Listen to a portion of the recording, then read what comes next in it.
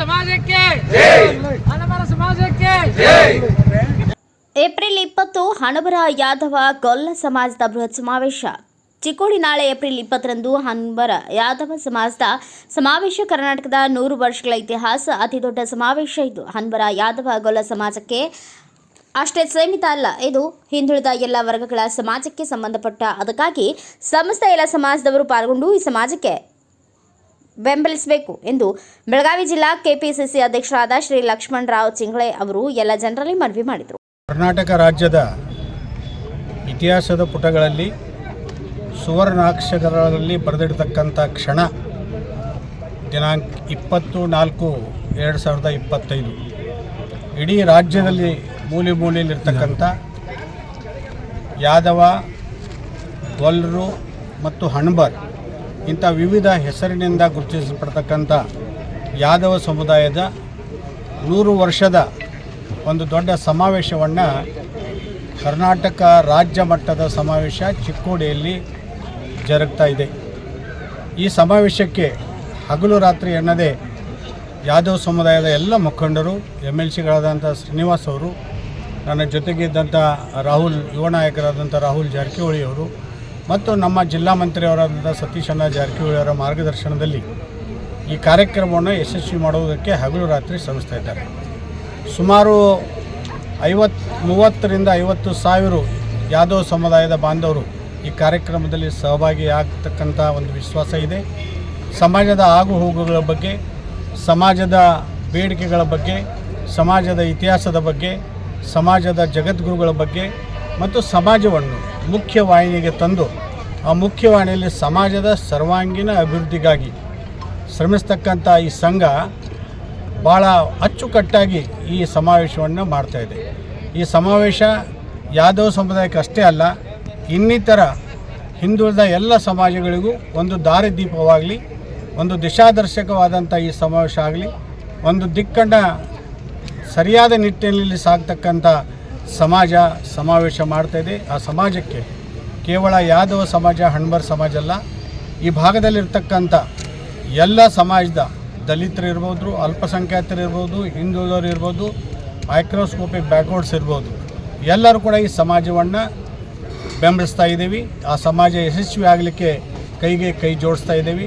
ದೊಡ್ಡ ಪ್ರಮಾಣದಲ್ಲಿ ನಾಳೆ ನಮ್ಮ ನಾಡಿನ ದೊರೆ, ನಾಡಕಂಡ ಅಪ್ರತಿಮ ಜನನಾಯಕ ಸನ್ಮಾನ್ಯ ಸಿದ್ದರಾಮಯ್ಯ ಸಾಹೇಬರು ಈ ಸಮಾವೇಶವನ್ನು ಉದ್ಘಾಟನೆ ಮಾಡಲಿದ್ದಾರೆ.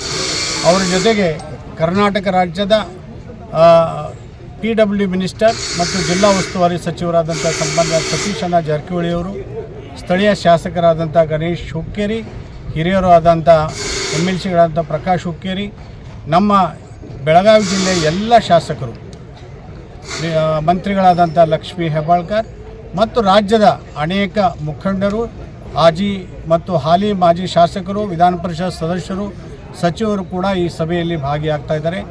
ಈ ಸಭೆ ಅತ್ಯಂತ ವಿಜೃಂಭಣೆಯಿಂದ ಜರುಗಲಿದೆ. ನಾವೆಲ್ಲರೂ ಕೂಡ ಯಾದವ ಸಮುದಾಯದ ಜೊತೆಗಿದ್ದೇವೆ.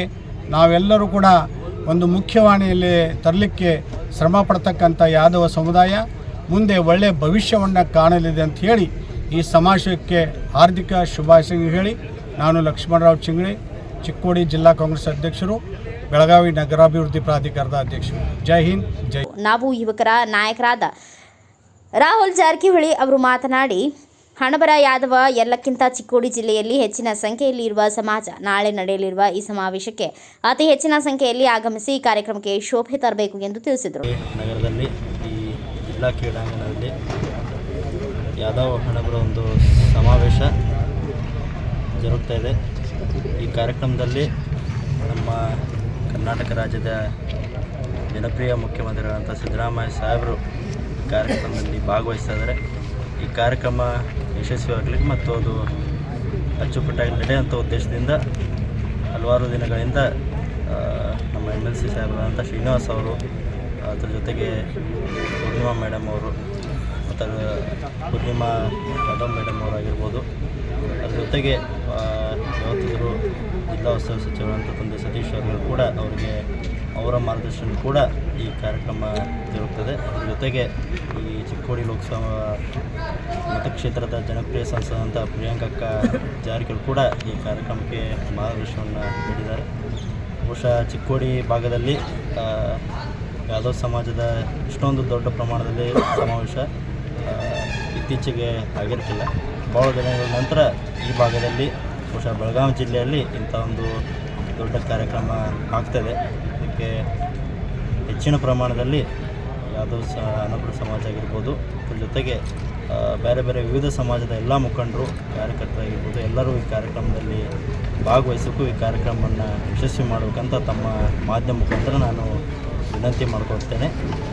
ಈ ಕಾರ್ಯಕ್ರಮದಲ್ಲಿ ಮುಖ್ಯಮಂತ್ರಿ ಸೇರಿದಂತೆ ಜಿಲ್ಲಾ ಉಸ್ತುವಾರಿ ಸಚಿವರು ಸತೀಶ್ ಜಾರಕಿಹೊಳಿ ಆಗಿರ್ಬೋದು, ಸ್ಥಳೀಯವಾಗಿ ಗಣೇಶಣ್ಣ ಹುಕ್ಕೇರಿ ಶಾಸಕರವರಾಗಿರ್ಬೋದು, ಪ್ರಕಾಶಣ್ಣ ಹುಕ್ಕೇರಿ ಅವರಾಗಿರ್ಬೋದು, ಅದರ ಜೊತೆಗೆ ಸಚಿವ ಸಂಪುಟದ ಅನೇಕ ಸಚಿವರಾಗಿರ್ಬೋದು, ಶಾಸಕರು, ವಿಧಾನ ಪರಿಷತ್ ಸದಸ್ಯರಾಗಿರ್ಬೋದು, ಅನೇಕ ಗಣ್ಯಮಾನ್ಯರು, ಸಮಾಜದ ಮುಖಂಡರಾಗಿರ್ಬೋದು, ಸಮಾಜದ ಅನೇಕ ವಿವಿಧ ಸಮಾಜಗಳ ಗುರುಗಳಾಗಿರ್ಬೋದು, ಎಲ್ಲ ಕೂಡ ಅದರಲ್ಲಿ ಭಾಗವಹಿಸಿದ್ದಾರೆ.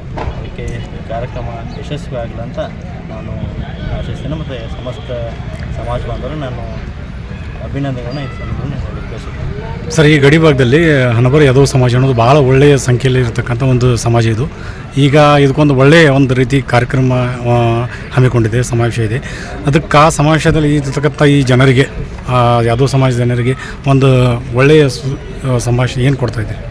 ಇದೆ, ನಾನು ಹೇಳ್ದಂಗೆ ಈ ಭಾಳ ದಿವಸಗಳಿಂದ ಈ ಯಾವುದೇ ಸಮಾಜದ ಕಾರ್ಯಕ್ರಮ ಈ ಭಾಗದಲ್ಲಿ ಆಗಿರ್ತಿಲ್ಲ.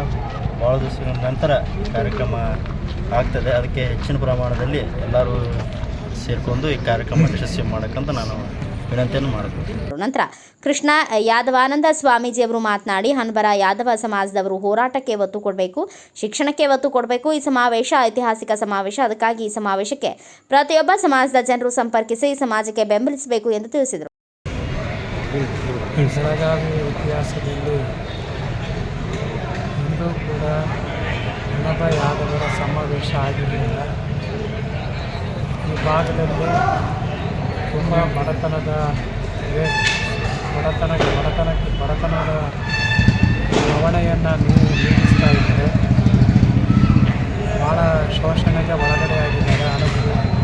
ಹಾಗಾಗಿ ಅವರಿಗೆ ನ್ಯಾಯವನ್ನು ಒದಗಿಸಬೇಕು ಅಂತೇಳಿ ಸಮಾವೇಶವನ್ನು ಹಮ್ಮಿಕೊಂಡಿದ್ದೀವಿ. ಮಾನ್ಯ ಮುಖ್ಯಮಂತ್ರಿಗಳು ನಮ್ಮ ಸಮಸ್ಯೆಗಳನ್ನು ಬಗೆಹರಿಸ್ತಾರೆ, ಈಡೇರಿಸ್ತಾರೆ ನಂಬಿಕೆ ನಮ್ಮದಾಗಿದೆ. ಹಾಗಾಗಿ ಅವರು ಕೂಡ ಶೋಷಿತ ಸಮುದಾಯದಿಂದ ಬಂದಂಥ ಮುಖ್ಯಮಂತ್ರಿಗಳು. ಹಾಗಾಗಿ ಸಮುದಾಯಕ್ಕೆ ನ್ಯಾಯವನ್ನು ಒದಗಿಸ್ತಾರೆ ಅಂತೇಳಿ ನಾಳೆ ಕಾರ್ಯಕ್ರಮವನ್ನು ಹಮ್ಮಿಕೊಂಡಿದ್ದೀವಿ. ಈ ಸಂದರ್ಭದಲ್ಲಿ ಇಚ್ಛೆಪಡ್ತೀವಿ. ನಮ್ಮ ಈ ಗಡಿ ಭಾಗದಲ್ಲಿ ಅಂದರೆ ಚಿಕ್ಕೋಡಿ ಜಿಲ್ಲೆ, ಶೈಕ್ಷಣಿಕ ಜಿಲ್ಲೆ, ಈ ಜಿಲ್ಲೆಯ ಒಳಗಡೆ ಹಣಬರ ಯಾದವ್ ಸಮಾಜದ ಸಂಖ್ಯೆ ಅತಿ ಹೆಚ್ಚಾಗಿರುವುದರಿಂದ ಇದು ಮೊದಲನೇ ಪ್ರಥಮ ಕಾರ್ಯಕ್ರಮ, ಇದು ಸಮಾವೇಶ. ಅದಕ್ಕೆ ಇಲ್ಲಿ ಬರ್ತಕ್ಕಂಥ ಜನರಿಗೆ, ನಮ್ಮ ಹಣಬರ ಯಾದವ್ ಸಮಾಜದ ಜನರಿಗೆ ತಾವುಗಳು ಏನು ಹೇಳ್ತೀರಾ? ನಾವು ನಾಳೆ ಬರುವಂಥ ಸಮಾವೇಶಕ್ಕೆ ಬರುವಂಥ ಹೋರಾಟವನ್ನು ಮಾಡಬೇಕು. ಹೋರಾಟದ ಜೊತೆಗೆ ಶಿಕ್ಷಣ, ಇವತ್ತು ಶಿಕ್ಷಣಕ್ಕೆ ಒತ್ತು ಕೊಡಬೇಕು ಮತ್ತು ಮೂಢನಂಬಿಕೆಗಳಿಂದ ಹೊರಬರಬೇಕು ಅನ್ನುವಂಥದ್ದು ನಮ್ಮ ಆಶಯ ಆಗಿದೆ.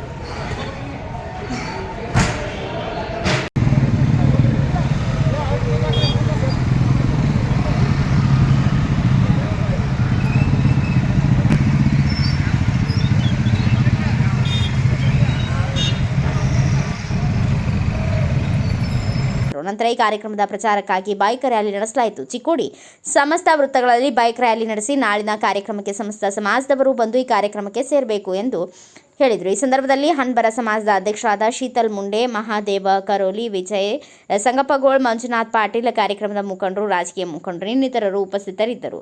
ಬ್ಯೂರೋ ರಿಪೋರ್ಟ್ ರಾಜು ಮುಂಡೆ, ಭಾರತ ವೈಭವ news, Chikkodi. Thanks for watching. Read, discuss and debate with editor Dr. Yan Prashant Rao. Wanted reporters in print, digital and visual media for Bharat Vaibhav Daily Newspaper, BV News 5 Channel and BV Fast Web News from all the talukas of Karnataka, Goa and Maharashtra. If interested, send your resume to 9019229369.